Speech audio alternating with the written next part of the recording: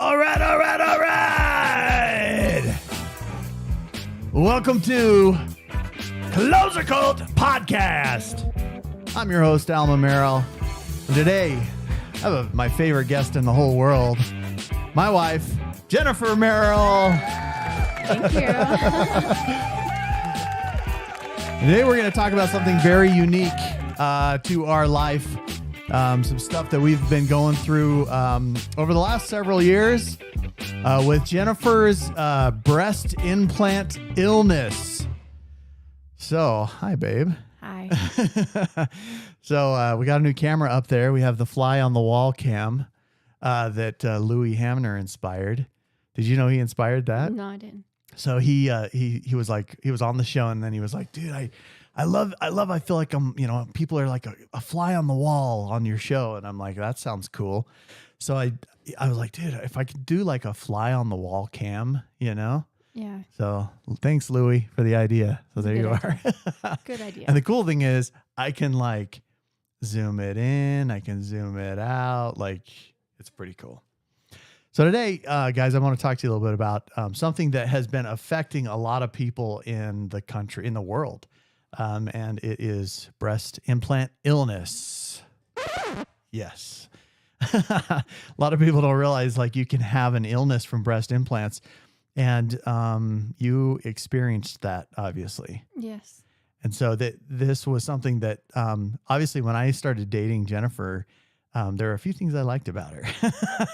A few? A few things. A few. A few. Oh. 100 things that I liked about her. There you go. And along with those things, I obviously liked her curves and her shape and her body. And obviously I was attracted to her as well as obviously the emotional and mental part. But, it was one of those things for me as a guy that when she said, hey, I think I might have issues with my implants, I was like, what? No, it can't be. No, I don't want that to be, And so it was really hard for me at first because, it was like, I mean, what did I say when you first said that to me? I was like, no, it can't be that. That's not. I don't know. I just remember the names I called you. Which is probably true. Yeah. I don't remember the names you called me. Yeah. Do you still remember the names you called Yeah, me? I do. And I hung up on you. Oh, that's right. It was over the phone, huh? Yeah, you were mad because you said I ruined your outing with your friends. You were going boating. Oh, that's right. I was going boating. I can't remember who I was with. And I was laying in bed sick. Yeah, and you weren't feeling good. I was on one of those stints of where I couldn't get out of bed for days. Yep. And and the thing is that I was always highly confused by that because I grew up in a environment with a mom that was always sick. She was always in bed. She was always sick. And so I always tried to pretend like that type of stuff just didn't happen, right? Well, she was sick and she had addictions. Right. So in your mind growing up, it's something she created. Right. And so you felt, just stop it already. Right. Yeah. Cut it out. Like, and so be done with it. Yeah. From the time I met you, I already had breast implant illness, but we didn't know what it was. And I remember when I very first met you, I was having heart issues and right. my heart would bother me. I'd end up laying down on your floor when I'm trying to walk somewhere because I'm starting to pass out. Yeah. And I would look at it, I'm like, are you effing with me right now? You would ignore me. Yeah. You ignored me, but you've also had someone previously in your life who was also a drug-seeking hypochondriac besides your mother. Right. And so then suddenly my previous relationship. Yeah. And so suddenly you're dating this chick who's claiming these things and you think that's normal crap. That's not really real. Well, and here you're having these legitimate physical ailments, and I'm sitting here on my side going, will you stop effing around? Like, let's just live our life, right? Yeah, because we were dating. I was telling you about my heart. You just would ignore me. Right. And then I went in and had a procedure done. You made me sound like a real a-hole, just by the way. I mean, but everyone has their issues they go through of what they think reality is. Right. And so we all react based off of what life has taught us. And life had taught you this was bullshit. Yeah, it was bullshit. And I was, I was always taught like, just push through, be better. You can, if you eat better, you'll feel better. If you, whatever. Well, I remember waking up from that procedure and you say, "Do you know your heartbeat is irregular?" And I said, "Yeah, because I had told you." Wait, which procedure are you talking It was about? after the colonoscopy when they're trying to figure out what was going on with my digestion. Oh, right. Yeah, that's right. Because I was like, I, yeah, that's right. That was That's when right. we were dating. And it was like you knew it for the first time, despite I had told you. Well, hey, a doctor told me. That's why I believed it. Oh, Right. yeah. So let's talk a little bit about that. So for years growing up, not even growing up, but for years in your life after you, now, when did you get your implants? I was 26. So 26 years old, you got implants. And when did you start feeling different after you had them? Um, it's hard to say because at the time I was really depressed in Uh-huh. my life and I had PTSD. And so my choices for getting them wasn't coming from a very healthy mental place. Yeah, because you weren't necessarily getting them because you wanted them to make whatever you feel better. You were getting them as a result of Because I wanted to feel ownership of my body. right. I Okay. wanted to feel that I had some say in my body. Right. So by getting the implants, I'm like, no, that's my choice. It's my decision. Right. Yeah, I remember, actually when I met you, 'cause you didn't get big old huge Uh-uh. ones. So when I met you, I couldn't even tell. Honestly, I didn't even know if you did or not. But Yeah. yeah, I was curious, obviously. And But I wasn't showy with them. I wasn't right. like flashing them around anywhere. It looked No, just when I met normal. you looked like a pioneer. Yeah. So like, or like a polygamist. Because I was going to a single scene and I did not want to be attacked by people. So I was trying to hide. You didn't want attention from other guys, right? Yeah. And I had some weirdies. Yeah, namely me was Yeah, one you of were those. one of the weirdies, One of but those weirdies. you somehow survived. Probably your sales skills pushed you through. Of course, that's why we ended up together, Yeah. right? Yeah, something like that. So let's talk a little bit more about you feeling sick. So what started to transpire when you started to go, okay, wait a second, this doesn't feel right. I think my hardest thing is my tendency for denial. Mm-hmm. So even when I wasn't feeling well, I would just push it aside. But I remember by about 2009, 2010, I had a hard time getting out of bed. I was cold when I woke up and I couldn't even pull my covers up over me because my hands hurt so bad. It physically hurt to grab my sheets and try to pull them up. Wow. And my joints hurt everywhere. I was diagnosed with myalgia.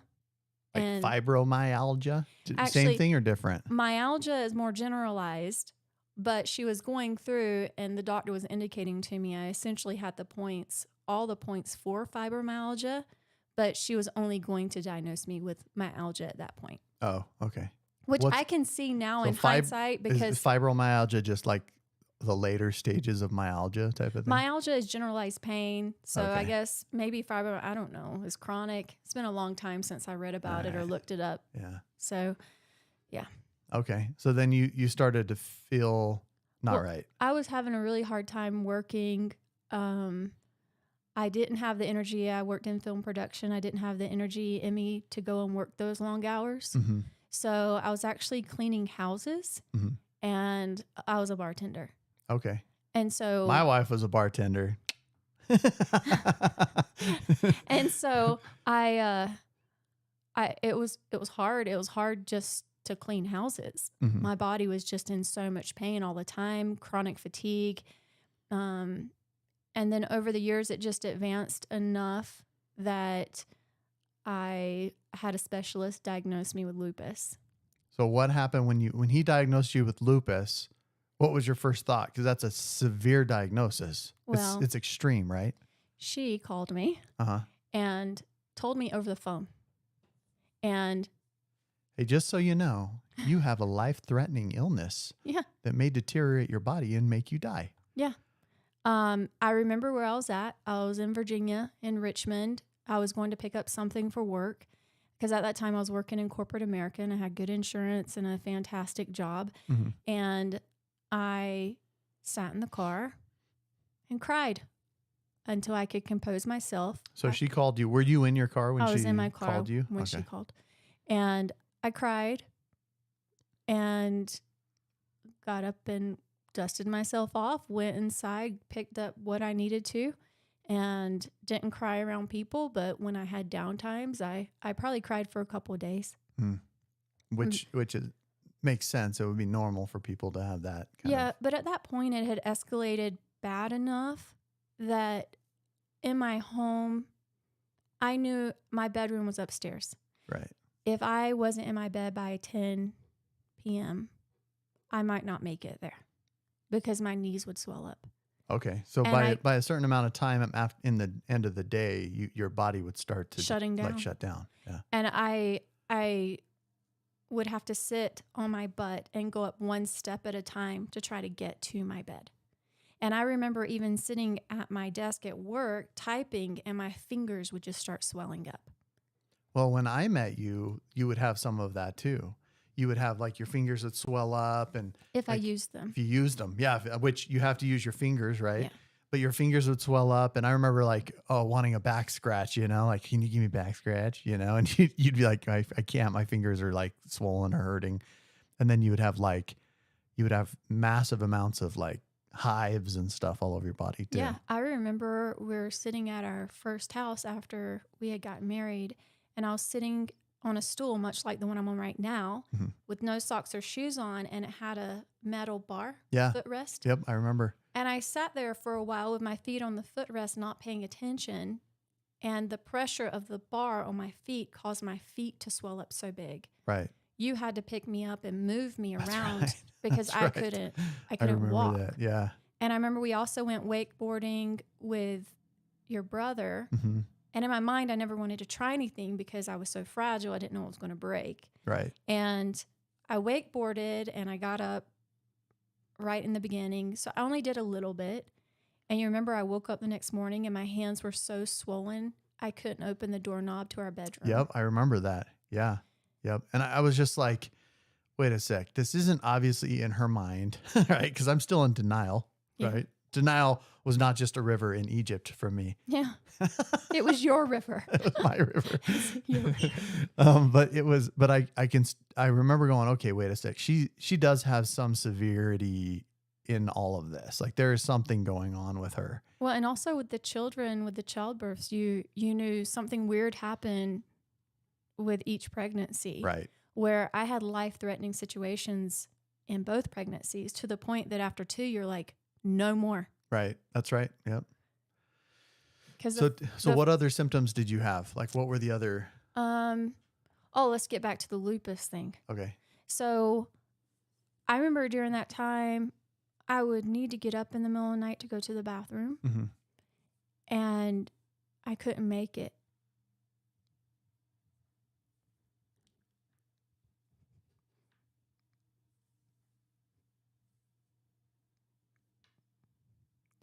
I remember just laying down on the floor, burning all over, feeling like my body was just shutting down and I was dying. Mm. And this is when you were When I still was in Virginia. Yeah. And I remember telling my dad my last wishes, how I wanted him to tell people when I died. It was real. My body, it was ambulance picking me up from work because I was tachycardic, and I remember them saying that as I was passing out. And what is that for those of us who aren't doctors like you? Elevated heart rate. Okay. This is just a lot higher than it should be. And I had a silent migraine for 2 weeks at that point. Meaning what? What did that do? I didn't have the pain of a migraine, but I had all the vision issues from the Okay. migraine where you lose parts of your field of vision. Mm-hmm. So I was wearing sunglasses and a hat and working in a closet at my office Wow. so that I could keep working.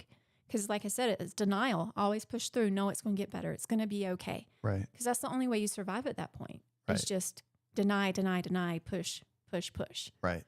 And so that's when I left. And after that diagnosis, after about a couple days, Mm-hmm.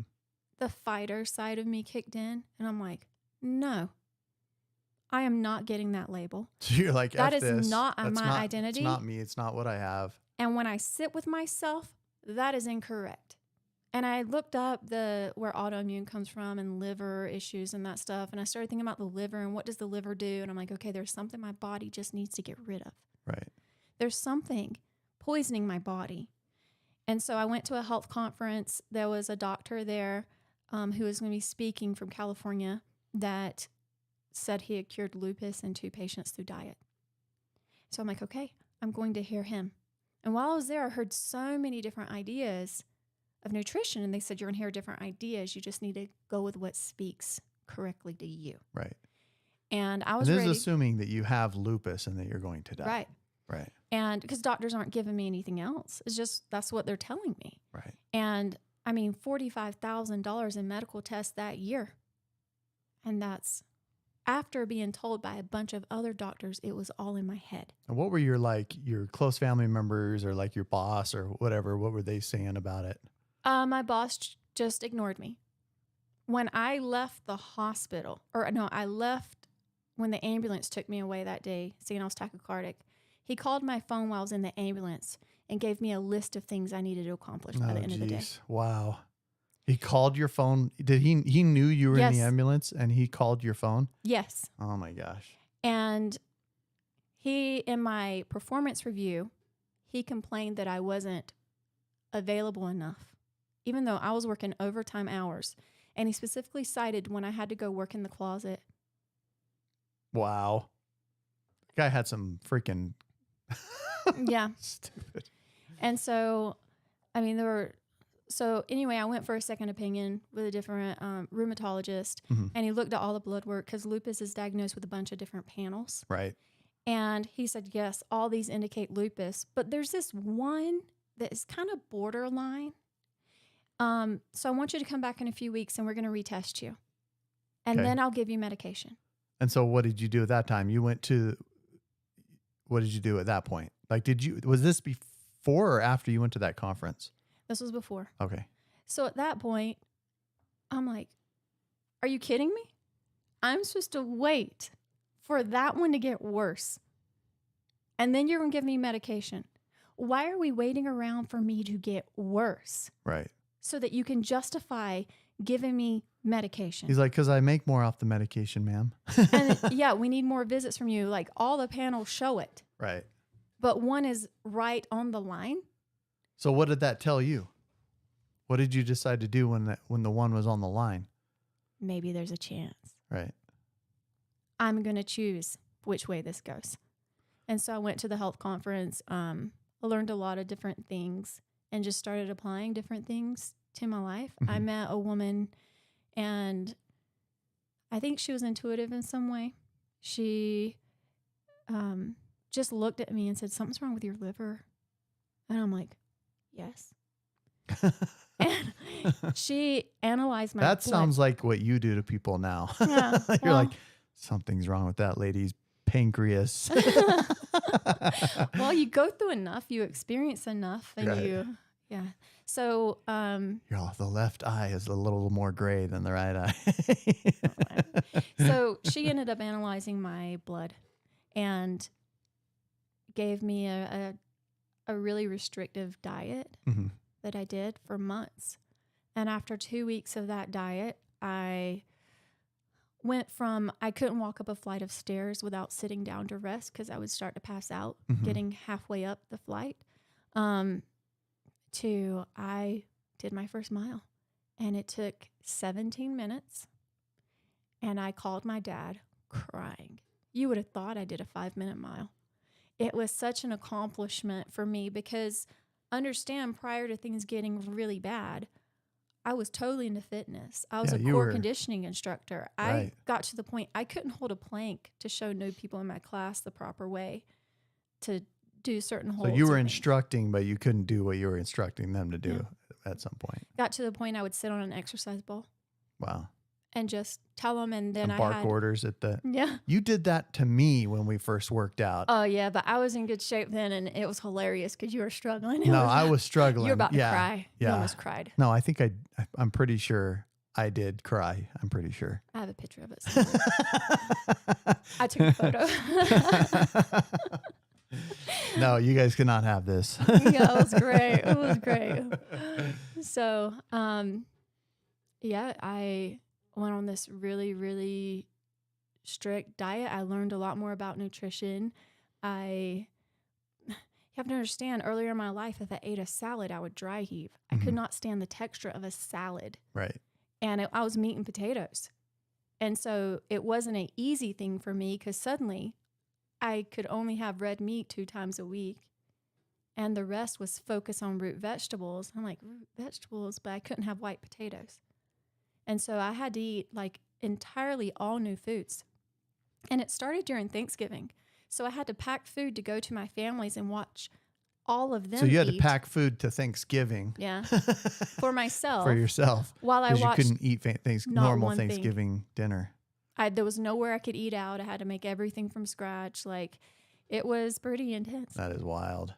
So And then fast forward a little bit. So you figured out, okay, I don't think I have lupus. I'm gonna freaking annihilate this.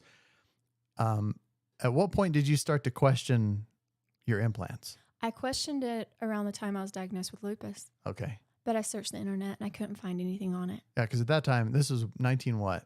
No, this was 1982? I was 2 years old. Funny. It was, that was in 2011. Okay, so 2011, you look on the internet, there's just nothing for it, right? Yeah, I've had my implants for 5 years at that point. Okay. And then, And you're asking your doctors too, and they're saying no, right? well, no, on all my intake forms, you write any surgeries you have, and on every single one, I put Implants. breast augmentation. Right. And so it was there. I just didn't even know it was a thing to ask. But my issue was that because of my PTSD in the Virginia health system, I got labeled. Because just like they have my chart where people can go back and see, Right. they saw I had PTSD. So I remember going to a cardiology clinic for them to check my heart for irregular heartbeat because I told them, hey, I'm starting to pass out. I can't do this. And the lady, I'm sitting there and she's holding the monitor, whatever, on me, and I'm seeing my heart is not regular, but she's not recording that part. And I said, why aren't you getting that part? She said, oh, that's where you just moved. I said, I didn't move. No. So you have obvious irregular She heartbeat, and she's not refused. she's not reporting that section of it? Yeah. So weird. Because I was so labeled in that system. That's why I was going into doctors like, oh, you have PTSD. This is just PTSD. I literally went to one doctor who said, I won't even look at possibly treating you unless you're in therapy and on Klonopin. Holy hell. If you're not on a brain-altering drug, I won't treat you. Yeah.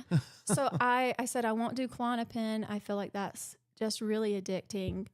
I would do Valium, but I won't do Klonopin because I had been given that before, and the Klonopin just had withdrawals just after one dose. And I'm like, I'm not doing that. Whoa. And with Valium, I would take and just cut it into quarters. Did you have withdrawals like the withdrawals you have when you're not around me? Is that It made me feel like- sick. Gave me a lot of anxiety. Is that how you feel Made when me you're want not to cry. when you're not around me? Yeah. Yeah, you feel sick and Yeah. anxiety and you want to cry. All right. Yeah. Sorry. Okay, Yeah. so back. So I went to a therapist to fulfill this need, just trying to find some doctor who would try to help me. This was before the lupus diagnosis. And that therapist got angry. He's like, we talked through things, a couple sessions. He's like, I don't understand why you're here. Because I had dealt with so many things. I'd listened to Tony Robbins, done all this mindset stuff, and I was in a good place mentally, Right. just not physically. Right. And I told him why. And I remember he got mad. He got so mad. And one thing he said is stress can take tolls on the body in a lot of ways, and it's real. Doesn't mean it's psychological. Right. And so anyway, I enjoyed the session. I like talking psychology with people. So usually in the past decade, my sessions with therapists have just been educational, and I enjoy them. Right. But anyway, so just being pushed off so much, and it wasn't until I came back out to Utah that it was my gastroenterologist who's like, do you know you have an irregular heartbeat? And I just paused, swallowed my own throat, and I said, yes. because the first time I had a doctor who would actually validate. And I remember dating you, laying on your chest and hearing your heartbeat. And I remember that it was irregular. And I was like, it's like, dun, dun, dun, dun, dun, dun, dun, dun, dun, dun, dun, Mhm. dun, dun. And it was just the weirdest heartbeat ever, you know? Yeah. Well, and then whenever I had Ava, Right. I was pregnant with her, Mm-hmm. and I had appendicitis during the pregnancy, Mm-hmm. and we had that removed, and then my regular heartbeat got worse to the Right. point I was labeled disabled. We Right. had a handicap placard laying down. My heart rate was 130. Like something was definitely wrong Yeah, with my something body. was wrong. Yeah. Yeah, but because of going to that health conference and the things that I learned, I've been a food Nazi. Right. I have. Our kids eat different than other kids. Yeah. I mean, they still have some sugar and stuff, but I limit it. I watch it. Right. I try to make She sure is we a get food vegetables. Nazi. Like she Yeah. watches the kids sugar intake every single day. Their candy goes in from Halloween. But goes you know in what? a bag. They don't gorge themselves on candy like some kids do. Like I did when I was a kid. Whenever Mhm. I had candy, I would gorge myself on it, and nobody would limit me. And our kids, they do not do that, nor do they actually have the desire to. Oh, like- Ava would. Ava might, yeah, Ava, That's Ava. yeah, Ava would. But it's because I want to teach our kids good health habits because I didn't have that. And whenever I had to fight autoimmune for so many years, because even though I was able to reverse any lupus diagnosis and I got to be able to move around more and do better, I would still have these flare ups that I just couldn't overcome. And how many supplements did you see me try? Right. Yep. And it's like just exercise. People think, oh, exercise, you'll get better. Not if your body is fighting constantly. Right. Not if it needs a lot of rest because it's constantly at war. Right.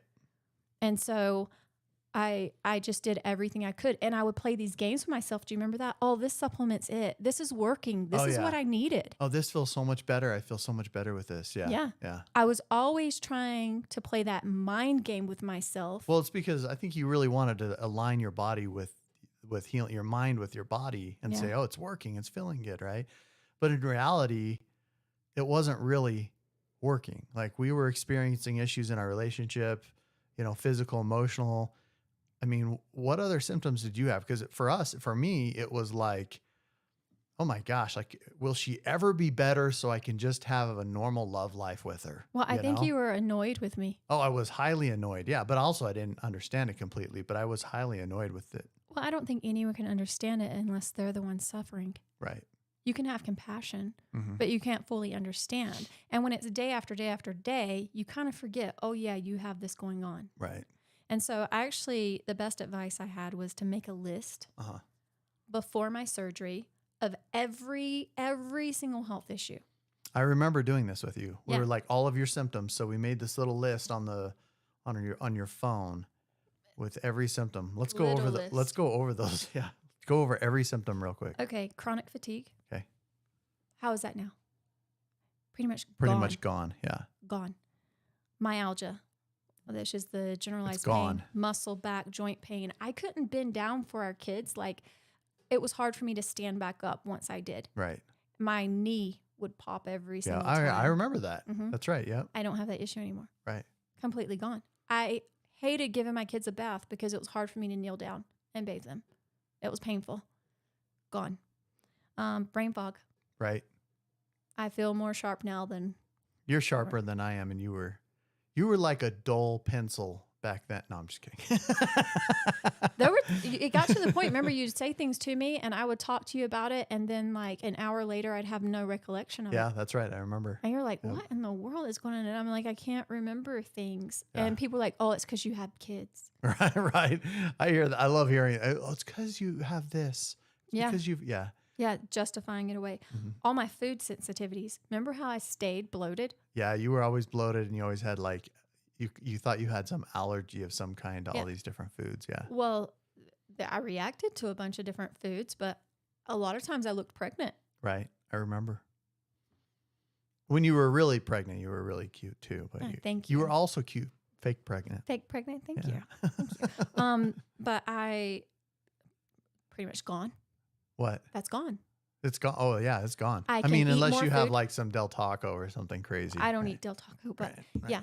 But you remember how it was like just 2 weeks after surgery, we went out to eat and I ate food that did not affect me. Right.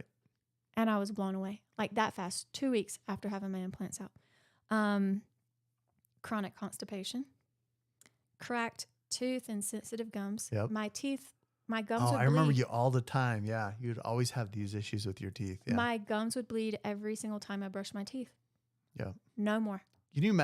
Looking at it from this perspective, can you like obviously understand why I thought you were some type of hypochondriac? Like, Well, yeah, it's a Yeah. lot of crap, especially when you keep going to the doctor and they're like, yeah, all blood work's fine. yeah. Because that's what I always got. But the thing is with the blood panels and crap like that, they don't tell you, or the doctors don't tell you, oh, you have X amount of metals or Yeah, they don't check right. that. They don't go that deep into it. No. And so there was no identifying some of these things. So they're like, oh, they're normal. For everything we do, they're normal. Yeah. Right. PBCs, my regular heartbeat, Yep. gone. Yep. I think since explant, there may have been 3 times that I felt something. Mhm. But that could have been dehydration. Yeah. Or detoxing the leftover crap in your bloodstream. Because they say, how long does it take to typically detox after explant? At least 2 years. 2 years. Yeah.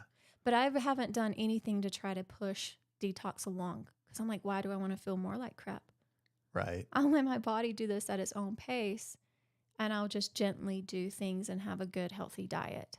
And so there have been some things that I've done, like green drinks, because they help detox. Modiflam brown seaweed extract, which is a heavy metal detox that developed for Chernobyl survivors, and different things that I've learned over time, which is normal to me. But when you go from having to take a lot of supplements every day just to be able to move, I feel like I haven't really had to do anything. Right. Yep. Okay. So next on the list, my phone turned off. Burning in my chest and arms. Right. I Remember how my arms would Yep. burn when I'd lay in bed at night? Yeah. Extreme hair loss. This is an interesting one Wild amounts of hair loss. because I had that off and on. Incredible amounts of hair loss. That was the one that led me to find breast implant illness, Right. because I was losing so much hair. We were looking for wigs for me. And she would have globs of hair. Like she would have, like, I remember this one time you brought me in and it was the size of a bird nest. Yeah. Full of hair that you had just brushed out. From one day. And I remember looking at your scalp and going, oh my gosh, her hair is totally thinning out. Like Yeah. it is going away. Yeah.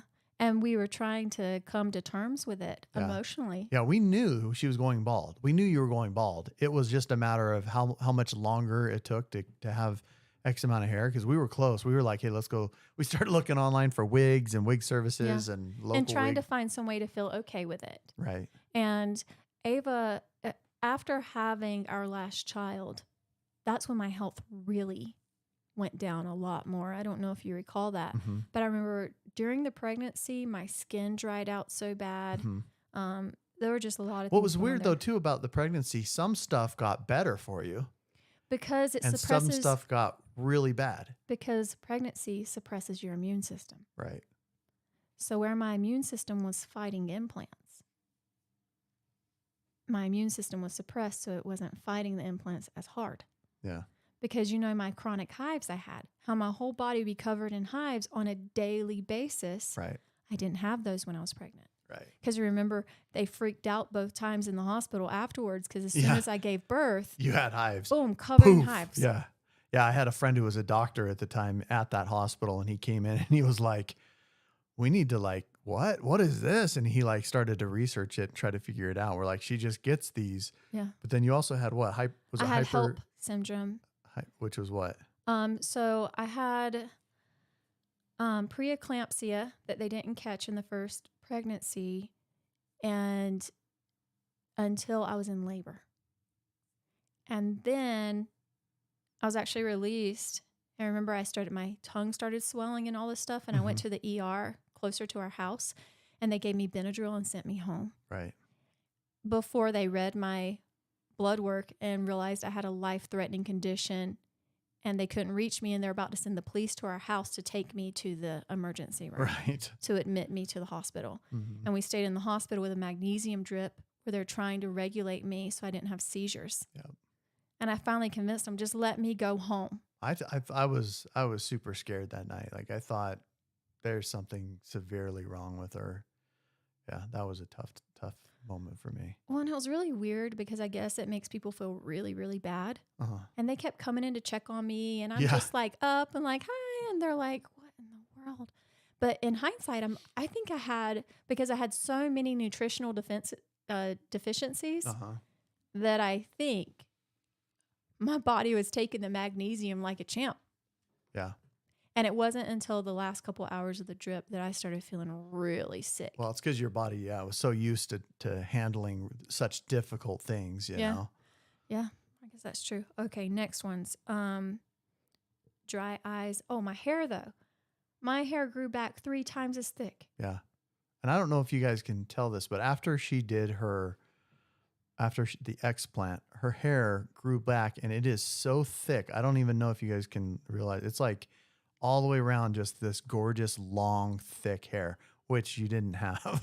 Yeah, and I didn't realize until you pointed it out that my eyelashes are thicker and longer. Yep. And over the years of having implants, because I had them for over a decade, Mm-hmm. I think it's 13 years, I hadn't noticed it was so gradual for me. Yeah, your skin got better. Your eyes, they were kind of sunken in. They're back to normal. Like there were so many symptoms. Let's read through the rest of the symptom list. Okay. Skin infections. Mm-hmm. Remember, for a year, I had an infection right here that Oh stayed yeah, it and just wouldn't go stayed away. that's right, on the side of your face, and it took like 2 years to go away. After explant, it went down dramatically in the first few months, and then I think I was left with scar tissue. It was like a chronic zit or something. It was It really was like weird. a cyst of some It's like a sort, cyst and on I your could face, nothing yeah. I did made it go away. It was just very angry. Dry eyes and blurry vision. Mm-hmm. My eyes aren't as dry. My vision still kind of sucks. Mm-hmm. So That's why she married me, 'cause she's like, I think you're really cute. I can't tell. Right? Mm-hmm. That's why she stayed married to me. She still has bad vision. Yeah. I was in premenopause by the age of 37, Right. which led to a bunch of miscarriages Mm-hmm. as well. The complications in pregnancy with my heart and blood pressure, and chronic inflammation, like we talked about, and chronic hives. Yep. I rarely ever get hives now. Yeah, it's super rare. And you had them all the time before. Every day. Yeah. Every day. It was just Every a normal day there thing, was one hive somewhere on you. at least. Yeah, at least. Or my whole back would be covered, Yeah. or my legs would be covered, or my arms would be covered. Or if I tried to carry a backpack for too long, I'd get a huge hive where the pressure was. Like, Yeah. I always. remember I would be like, oh, I like it. It's like natural lingerie. Yeah, you told me it was like a tattoo that Like- moved around. Uh-huh. Yeah. Let's see. Temperature sensitivity. Mm-hmm. Big time. Remember how cold I was all the time? Mm-hmm. All the time. And not anymore. No, now we sleep in a colder room. We sleep in Yeah. a Well, cold room. our room's probably 65 at night. Yeah. Yeah. Difficulty handling stress. Yeah. Remember how, like, don't give me anything to do. I can't, Mhm. like, it was just overwhelming for me. And then how long was it after explant? I remember we had an issue in one of our transactions, and I'm like, let me call I'll him. handle it. Yeah. I'm talking to him. And you're like, I'm all with the F. yeah, you are. You're like, I don't know what's going on. I'm like, I've Yeah. got this. I'm handling this. But I also started doing things for my adrenal glands at that point after explant, because I recognized what was going on, and I started giving things to support my adrenals, which I had done before explant and still didn't make a difference. Right. Let's see. Poor memory. We talked about that. Low libido, Mm-hmm. anxiety, depression, recurring SIBO, and Mhm. IBS. And tell people what SIBO is for those who don't know. Small Um, intestinal bacterial overgrowth. Overgrowth. Yeah. I was almost there. I almost Yeah. had it. I think I was treated for that at least 3 times in just a few years. Yeah, and that condition would make her breath really bad. Yeah. 'Cause it was in your small intestine, and so Uh-huh. when you would talk, not when you breathe, it didn't come out your lungs, but when you would talk, you could smell it Yeah, it was a drastically. certain gas that's produced that Right. comes back up, and I wouldn't know it was there. And so, how embarrassing for Yeah. how many years Right. that was with people I just tried to even communicate with. Right.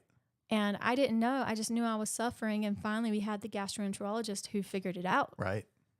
Yep. And I haven't had any of those issues since explant. Not to be too personal, but being personal with this, I remember when you had a vaginal smell as well that went along with it, and that's gone too. Whole body shutting down. Yeah, Like, your body was just going into this absolute shutdown, death mode. Yeah. yeah. It was constantly just trying to survive. Like, when your body's fighting one thing, it has to give up on other Right. parts. I mean, Right. The non-essential parts it has to give up on. 13 years. Right. It's a long time. It's a long time.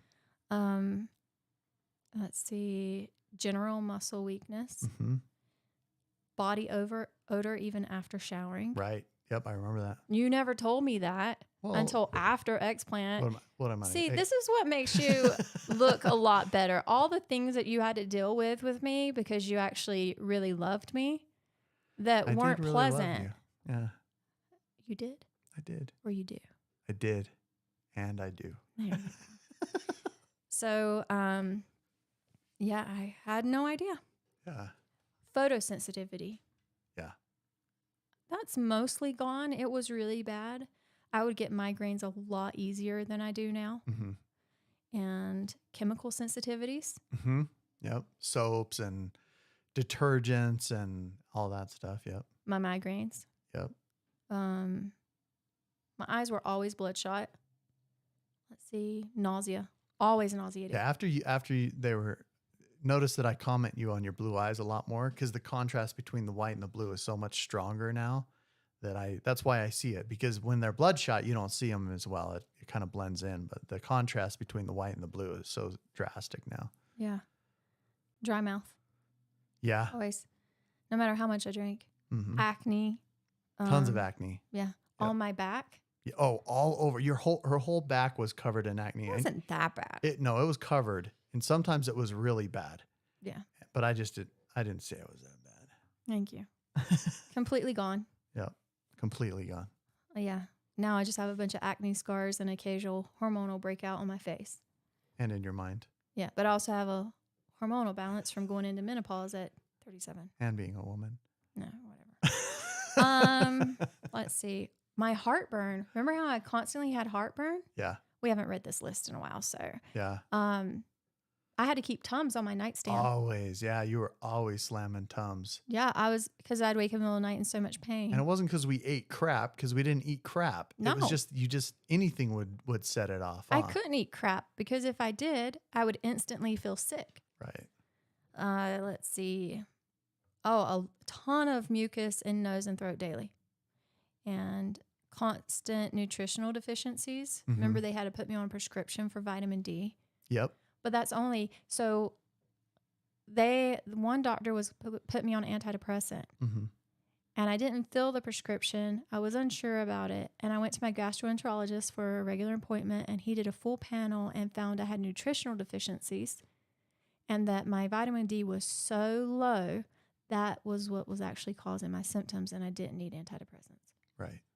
Your mental symptoms. Mm-hmm. Yeah. Because he had me on prescription and over the counter at the same time because it was so low. So people may want to know, like, did you marry me with bad vision, mental disorder, all of these different conditions, and you're staying with me? Why? Because you were kind of a different person when you married me. When did I say mental disorder? Oh, that was your mental disorder. Right. Should I interview you next so we can go through your list of crap? No, let's not go through my shit. Okay. Don't open the door if you don't want it. Let's see. Shaky hands. You called me your chihuahua. She was my chihuahua. Yeah, she's constantly doing this. Just Yeah. you'd go reaching for something, just normal shit, and you would just like shake. Yeah. And the kids would always like point out to me, Mom, you're shaking. I'm like, I always shake. The only time you ever shake now is if you haven't eaten or whatever. Yeah. Or I'm too tired. Right. But you Or whatever. always shook back then. Yeah, Yeah. I don't I was really always like, are you cold? And you're like, no, I'm fine. But you'd just be shaking. shaking so bad. I hated that because I could feel almost a weakness and not ability to control things as much. Like I didn't like that at all. Right. Chronic upper back and neck issues. Mm-hmm. And after explant, going to my chiropractor, how easy it was for him to adjust me. And I was having to go multiple times a month. And then 6 explant, I only go every few months. Right. I don't have to go very often. If something gets out of place, a lot of times I can stretch and it just goes back into place. It was never life before explant. Right.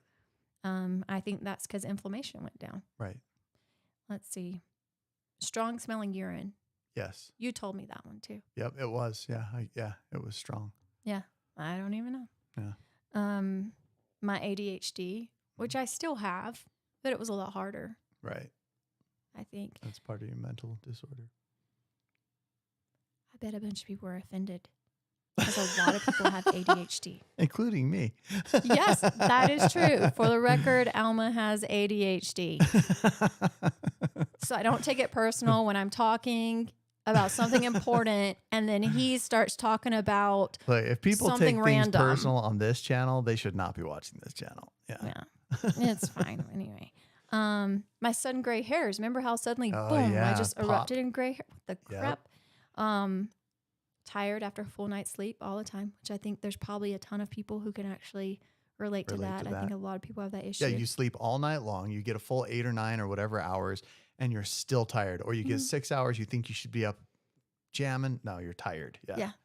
Yeah. Night sweats. Do you remember I'd sweat all the time? Oh yeah. Yep. I do would remember that. Sweat so I was bad. like, why are you so sweaty? Why are you so hot? You would push me away from you. I would. You're like, you're making me hot. Well, you would. You would make me hot and then wet, and you're all you're hot. You have sweats. I'm and like, you're sweating. I'm all no, it's not me. I feel good. You're like, if I'm sweating, it's because you're making me sweat. You're like, you're a heater. yeah. Yeah. You're still hot though. Thank you. Thank you. My sensitive skin. Yeah. Couldn't. I hated this one. Yeah. I hated it because I love to touch you, rub your arms. And it would hurt me. Yeah, rub your legs, rub my thumb on your hand, and it would just send her through the wall. I or hated through the ceiling rather. This sounds bad. I hated for you to touch me. Yeah. But I wanted you to touch me. Right.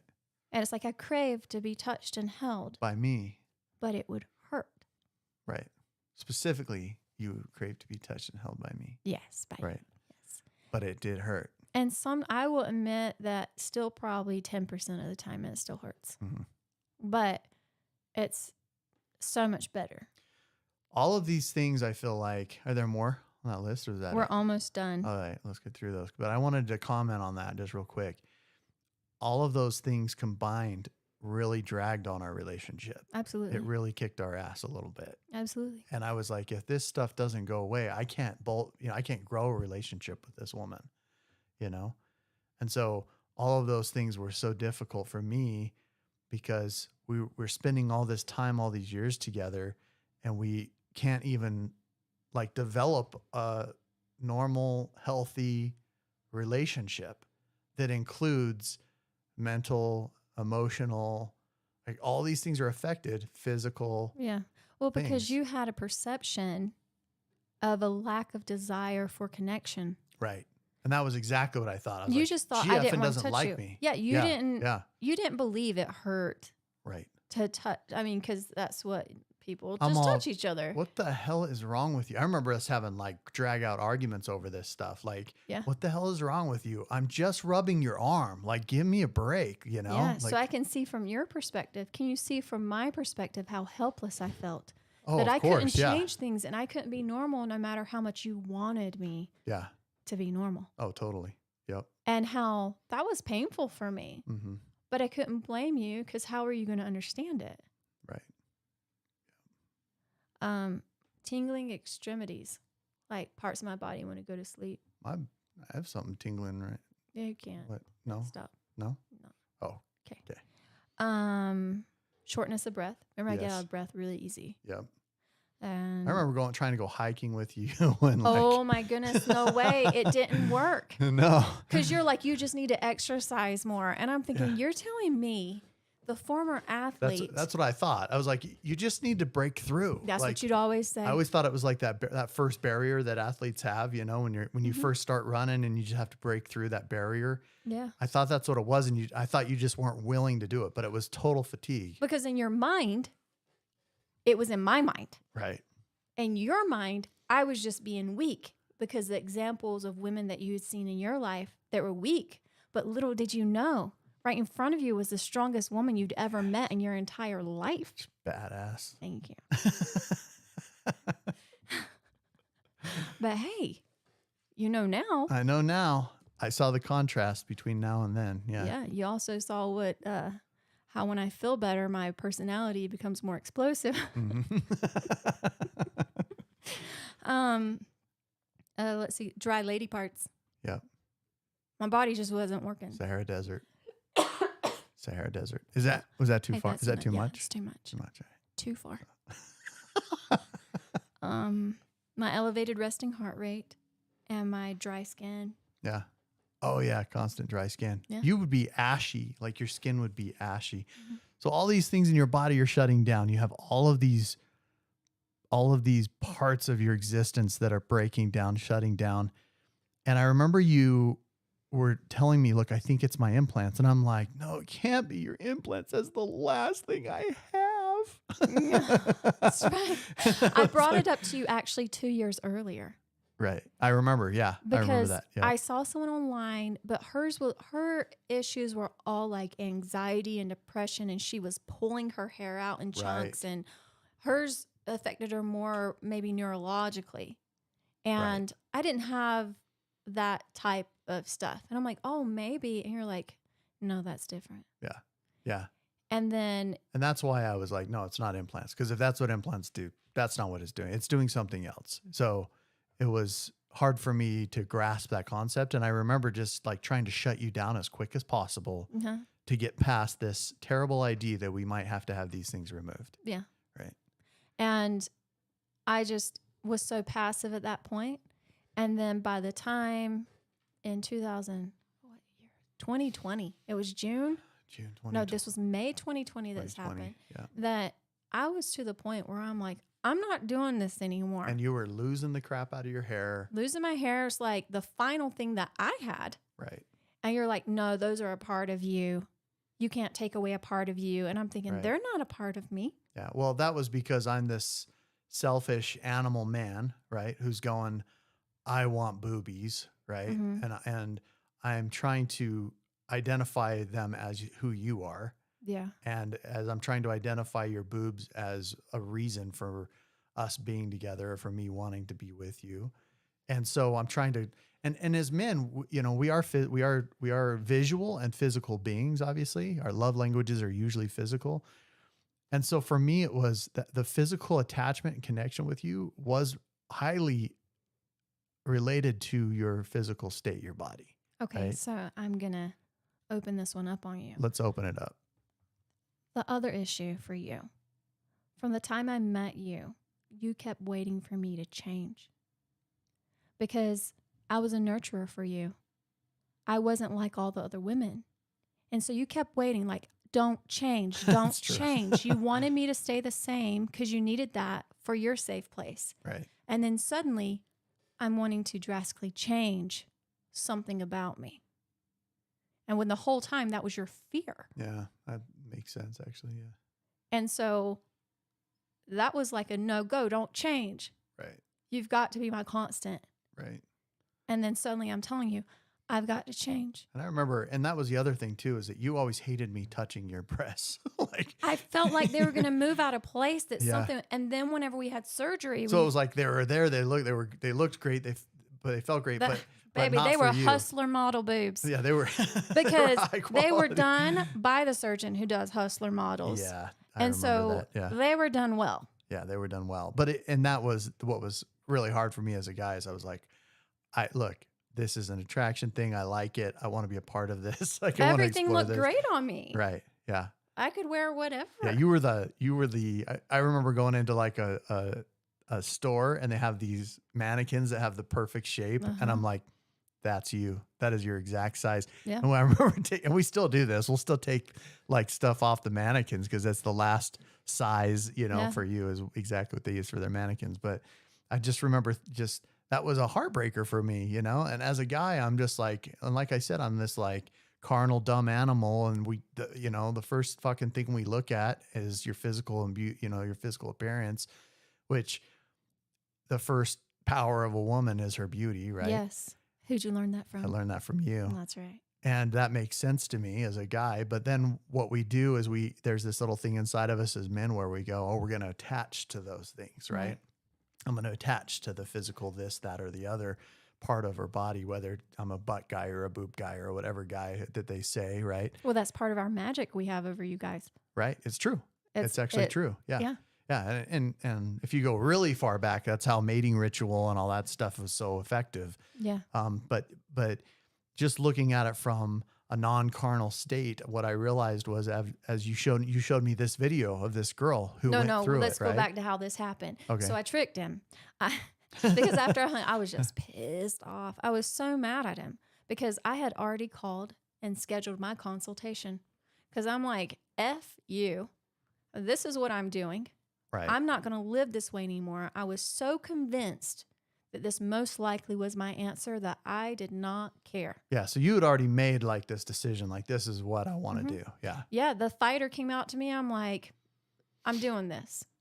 And I think that made it even harder for you because you felt you didn't have a say. Right. And to a certain extent, I wanted you to know you didn't have Well, a and say. I felt like I was going to lose something. Right. Yeah. It was my fear of loss. Right. Right. Being And the big dumb uncertainty, animal. you don't know. Yeah. Right. And that's what I told you. You were a dog and all this stuff. Uh-huh. And so When in doubt, just insult a man and it works out. you make me mad. You don't know what's going to come out of my mouth. But anyway, so. But I was being a big dumb dog. I was Yeah. this actually was true. It was part of opening my throat chakra so I Right. could speak my So you could truth. speak your truth. Yes. Yes. Anyway, different show. So I posted on my Facebook page a video of a husband talking about how it was a man's job to support his wife. Yes. And his wife was in surgery in that moment, having her implants removed. Right. And it was talking about all the health struggles she had and how they had tried everything and they ultimately decided, we've got to do this. Right. And you said, don't post crap like that on your Facebook page. Yeah. I remember that. Yeah. And I lied to you. And I said, oh, I just posted it there so I could look at it look later. at it later. I knew where it was at. I could look at it later. Yeah. Right. When really, I was trapping you. Yeah. She was baiting me. So anyways, What? this guy named Alex, right? He's talking about his wife who had her surgery and his process, his emotional and mental process. And I remember the feeling of just like relating to that on such a high level. I remember that being like, yeah, I get it. Yeah. And the stuff he said, I was feeling too. And so I made another video like that of me and my experience When I was in surgery. when you were in surgery, because that video from him helped me so much get my mind out of my effing gutter and out of the big dumb dog and look at it from the perspective of this is my wife, this is my sweetheart, and this is my world. You're my everything. And that was what was so important to me to remember at that moment, was that your boobs were not you. Perspective. You are you. Yeah. Yeah. And it really gave me a better perspective. But more of what happened that night after that video, I trapped you a little more. Right. So you finished listening to that video. I'm acting like I'm not noticing. Right. And I start playing a video that someone had suggested to me that I hadn't watched yet. That's right. Then That's this girl starts talking and she's telling my story of everything she suffered from, what doctors had treated her, like, oh, blood work's normal, just And push those stop, were push your stop. were your symptoms that she was describing. And she said things that I had said a million times. I feel like I'm dying a slow death. You remember that? Yep. You remember me telling you that I felt like every cell of my body was heavier than it should be. Yep. And so then you got up to go to the bathroom while it was playing, Mm-hmm. and you get partway there, and I think you were probably fighting it inside, and you're like, hey, can you pause that? Yeah. So I paused it and I'm I like, wanted to. mhm, Oh yeah, you were. mhm, She was leveraging the big dumb dog. Yeah. mhm. See, a woman's role is to influence a guy in a way when he doesn't know Persuasion. he's being Careful influenced. persuasion. Yes. Right. Power of the woman. Yeah. Okay, so, and then after that video, I went to sleep because I was really, really tired as always. And you stayed up till 3 a.m. Going through videos on this stuff. Yeah. Yep. And that was Learning it, figuring it out. yeah. Yep. And that was a Friday night. Mhm. Saturday morning, when you woke up, first thing you said to me, Mhm. you need to move forward with surgery. Yep. You need to call and change your consult to surgery. Yep. And I said, what? You said I stayed Yep. up till 3 a.m.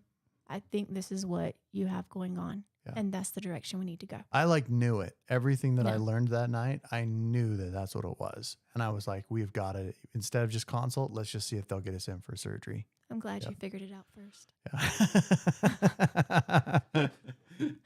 I'm I didn't glad. figure it out I'm first. I just glad figured you- it out eventually. Okay. That's usually how I Same. figure stuff out is eventually. Yeah. Yeah. So it killed me all weekend. Yeah. All weekend. Because I had to wait till Monday to call and say, when's your first surgery date? Yeah. And they put me on their cancellation list. Mm-hmm. It was a fantastic office and doctor. And they had a cancellation. I was in surgery in 2 weeks. Yep. It was wild. It was a blessing. It was a blessing. So let's talk about after. So you had surgery, you came Yeah. out. What was your immediate effect? My chest felt lighter. Yeah. I could breathe. I remember you going, I feel like I can breathe. Oh, this Yeah. oxygen. I felt more oxygen. And to the point I reached up to see if I was wearing an oxygen little tube. Right. Yeah. Because you there were was just absorbing so much more much. oxygen in your body. Oh, and Yeah. I don't know how long in the next year Yeah. I had so much gratitude for our breath. Yeah. It limited my breath. My breath of life Right. was limited. And weight off my chest that enabled that. And I remember you telling me that. Like, I feel like I can breathe and I feel like I don't have this weight. And yeah. And then I threw up. But, I guess that's what happens. That is what happens. And then the next thing I noticed that happened was my Your skin. Yep. became an oil slick. Yep. I remember because your skin was so dry and then it just became like so moisturized, Like naturally moisturized. I felt a Got layer super skin, all, like super soft. Yep. Yeah. I remember a week afterwards when I felt like going somewhere, we went and we walked around the grocery store Mm-hmm. and you hate people repeating themselves over and over again. It annoys you. And so when we were in that grocery store and 3 times within a short period of time, you said the same thing to me. Wow. I can't believe your skin. So it was glowing. She was just glowing. And I just had not seen you like that before. Yeah. Except for the very first time you laid eyes on me and I saw you. Mhm. You were glowing like that. But I think that was more your soul and your spirit than your skin. I don't know. What do As you... I was calling you a douche in my mind. Yeah. A story for another That's day. another day. Yeah. So, but what we did, I think was really good for me is that after explant, I did hyperbaric. Mhm. I did 10 sessions of hyperbaric oxygen Right. treatment. And because I really wanted to jumpstart my body Right. in the right way immediately following surgery. How do you feel like that worked for you? You think the hyperbaric treatments were a good positive? I do, because learning what that even does for the intestines Mm-hmm. and knowing how bad my intestines were. Right. And I really think it helped my body get back on track. And that was something that Alex's wife, Katie, Mhm. suggested. That's right. The guy who was in the first In the husband video, video. yeah. that I saw. And because you called What was him his name? Alex Charfin. Charfin. Chafin? Charf. Charfin. We'll have to get that right, Alex and Katie. All But right. Alex and Katie, we love you guys. Thank you so much. Because we ended up calling them and talking to them. Yeah, you Yeah. fearless guy who's not afraid to talk to anybody. You call him like you know him. Yeah. And we And still, talk to we're 'em. now we're still Well, Facebook friends. Yeah, And we're Facebook friends we and had this. follow them and stuff. But I had to know from, I really wanted to talk to him from his perspective and really get filled in on it. And we talked to her, we talked to Katie and got her perspective as well. She's the one who suggested I do the symptoms list beforehand. Right. And Which with was the hyperbaric. smart as hell. Yeah, because once you start feeling better, you almost forget how bad it was. Yeah, you do. And so when my body, I felt good, I felt better. Mm-hmm. But after a certain amount of time, it's like my body went into a detox where it Mm-hmm. felt like I was relapsing, which was very emotional It's almost for like me. your body had a memory, huh? Like it was Yeah. going back to it at some level. I think it was still trying to purge Yeah. because every detox cycle, which is what I call it, at first they were longer and then each one got shorter and shorter and shorter. Right. And I would say after about 9 months, I was significantly better. We went on family vacation where I could Right. actually participate. Mm-hmm. I could walk around without my feet swelling I up. couldn't believe it. Like you would go in the water, you would do like, I had energy. yeah, it was stuff that like you wouldn't ever do before. No, Yeah. I couldn't. Yeah. I had energy. Yeah. Yeah. But so it's just been a fantastic journey. There's been a lot of unexpected ways to heal. Mm-hmm. Like after being sick for over a decade, Mm-hmm. getting your brain to understand you're not sick anymore. Right. That's hard, especially when you get better so quickly, Well, it's because essentially. with your brain, you're creating these boundaries for you, right? You're creating these boundaries. Safety. Yeah, your safety net.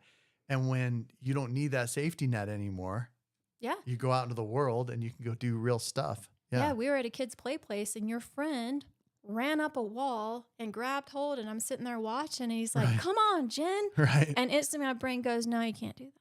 Right. And then I sat there and thought, and I'm like, why couldn't I do that? Where is this belief coming from? The Right. belief that I can't jump on a trampoline. Right.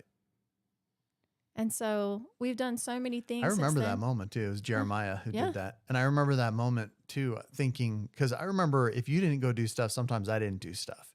Yeah. And so if you were sedentary, sometimes I was sedentary too. And so like when he did that and he said that, I'm all, I can't do that. And then I was like, wait, yes, I can, you know? So there's all these different breakthroughs that I think we've had throughout the years of like, okay, what can we do now? What's next? And now Yeah. we've gone on amazing vacations. We've swam in the ocean. We've done Zip zip lines. We've done kayaking. Yeah. A bunch of different places. Out on, even just walking, like going on hike. We've gone on hikes. Mm-hmm. Like you couldn't go on hikes before, a Mhm. bountiful trail all the way to the top, you know, which was like something amazing. I remember doing that trail with you and getting out and going and doing stuff and just thinking, oh my hell, actually I have my wife back, Yeah. you know, actually I have you for my first time. That's what it feels like. Yeah. Yeah. So it's been such a gift for me, Yeah. you know, to have you better and have you whole. And then what about our love life? How's that been for you? It's dramatically different. Yeah. Yeah. What's changed for you as far as, I mean, My body works. have I gotten better like in the sack at all? Well, my body works now. Yeah. It So, functions. Yes. I can actually Participate. be a participant. Yeah. Cause that was one thing. And I think a lot of guys will relate to this is that sometimes I think what's happening with some of these women is they're not participating because they hurt Or they're tired, or their insides are there can be swollen or they're something whatever. out of balance with our bodies. Right. And the doctors don't know if it doesn't show up on blood work Right. because they're not doctors of nutrition. Right. And so it's like, what medicine can I give you? Yeah. Yep. And so it's understanding, which is a passion for me. And that's why you're like, you don't have to tell everybody. Because people come with issues and I'm like, oh, have you tried this and this and this? Right. You know, and nobody would, right? Right. And I came to a point where it's like, okay, the right people who need me will find me. Right. Yep. Because I just learned. Yeah. And at first I would, you know, cause I grew up, oh, you got to be really quiet and really private and really, and then, cause do you remember initially I was really hesitant about talking about this with people? Well, your wife is an open book. I'm like, I know you way are, but, too open. but I'm just probably. saying like when this was an issue for me initially, cause I wanted our privacy. Yeah, I remember that. I didn't want other guys to know I wasn't getting laid X amount of times. Do you know what I'm saying? Uh-huh. Just because that's how I am as a dude, right? I just didn't want anybody to feel sorry for me because you and I weren't just a fruitful, amazing, dynamic relationship at that time. Yeah, well, I think that applied to everything in your life. It wasn't until your plane crashed that you started really Not giving opening two, up yeah, and talking. and giving two shits about what anybody else thinks. Yeah. Yeah. Yeah. That's because you needed to talk. It's true. And you had a wife who's a PTSD survivor.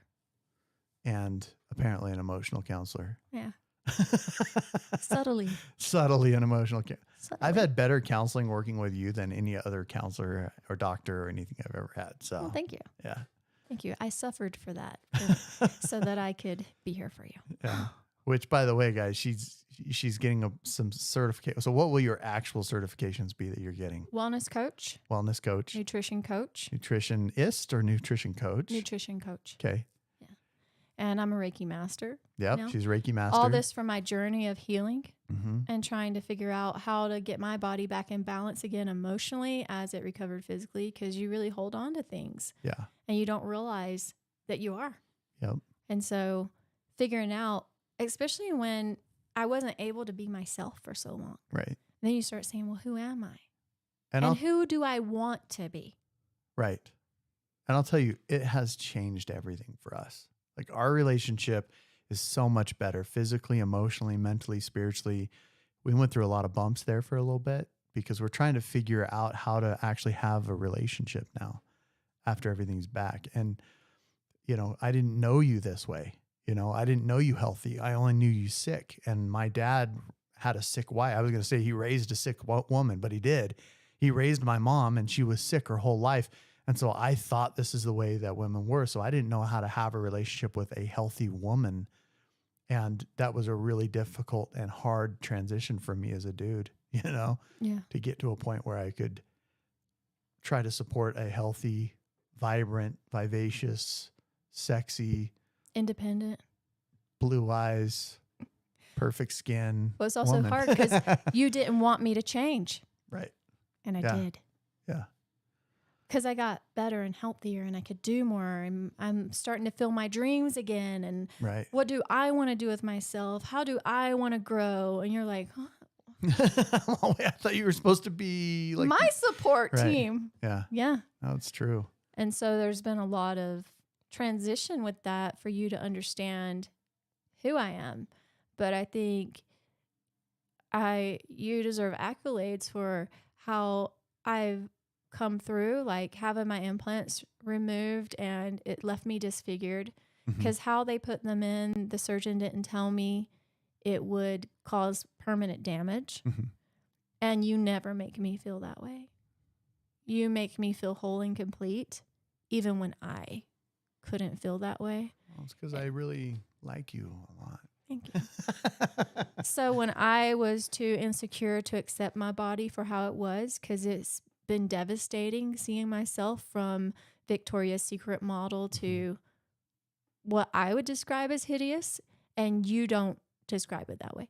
No, well, I don't. And I don't see it that way either. You don't make me feel that way. You make me feel as if you find me more beautiful now. And that has been imperative to my healing journey. And I actually do find you more beautiful now because we have a better relationship now. We Thank can you. connect on a higher level. And so you are more beautiful to me now than you were before. thank you. All right. So where can people find you at, Miss Jennifer? I don't know. Where do you find me? What's your Instagram? What's your IG? Journey to Intentional, I guess. Journey to Intentional. All That's right. one of them. You can find me through Alma.